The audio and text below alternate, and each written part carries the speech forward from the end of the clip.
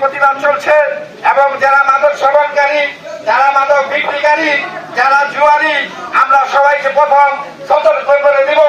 যদি কেউ এই কথা না মানে তাহলে আমরা নিজেরা মাদক সেবনকারী, মাদক বিক্রিকারীকে নিজ হাতে ধরে আমরা থানায় সোপর্দ করবো। আপনারা করতেছেন?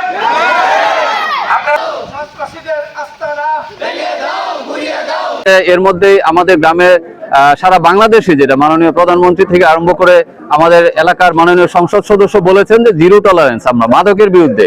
তো আমরা যদি ছোট ছোট গ্রাম নিজ নিজ এলাকাগুলোকে মাদক মুক্ত করতে পারি, সন্ত্রাস মুক্ত করতে পারি, আর তারপরে যারা এই সমাজের মধ্যে যারা জুয়ার যে প্রবণতা বা অন্যান্য যে অনৈতিক কর্মকাণ্ডগুলো হচ্ছে এগুলোর বিরুদ্ধে আমরা একটা যুদ্ধ ঘোষণা করেছি ইতিমধ্যে।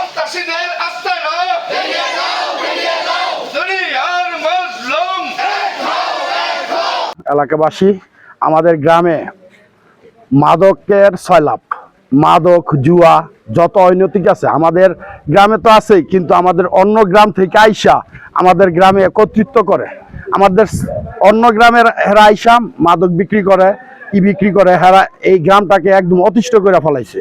আমরা মাদকের বিরুদ্ধে জিরো টলারেন্স ঘোষণা করলাম।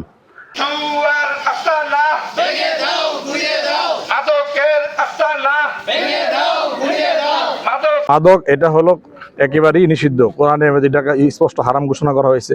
আল্লাহ রাসূল সাল্লাল্লাহু আলাইহি ওয়াসাল্লাম এটাকে হারাম ঘোষণা করছেন।